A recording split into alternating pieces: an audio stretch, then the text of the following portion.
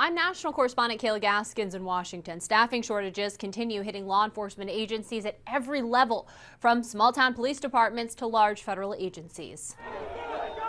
More than a decade after the high-profile officer-involved deaths of Michael Brown and Freddie Gray led to intense levels of criticism and, in some cases, outright contempt of law enforcement nationwide, and more than 5 years after the death of George Floyd saw record levels of early retirements and resignations, law enforcement agencies around the country still struggle immensely to hire and keep personnel. We're facing a crisis of recruitment and retention. It's in every agency across this country. The city of Dallas, for example, is short about 830 police officers. Phoenix PD is down around 600, and the NYPD says it needs roughly 2,000 more officers to meet staffing goals.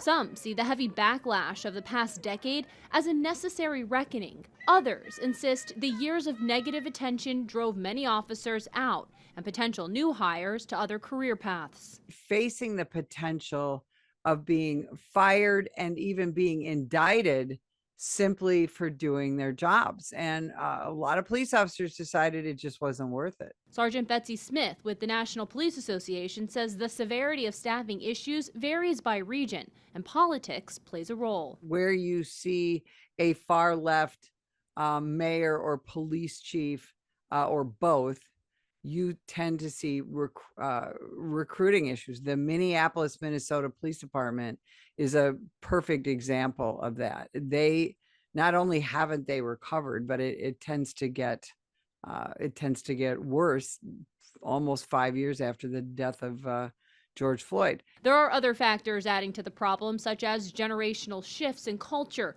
Millennials and Gen Zers, for example, are less likely to pick a job where you work nights and holidays. To draw more recruits, agencies are continuing to ease hiring standards, from lower age limits and more lenient tattoo policies to reducing fitness and education requirements. In Washington, I'm Kayla Gaskins.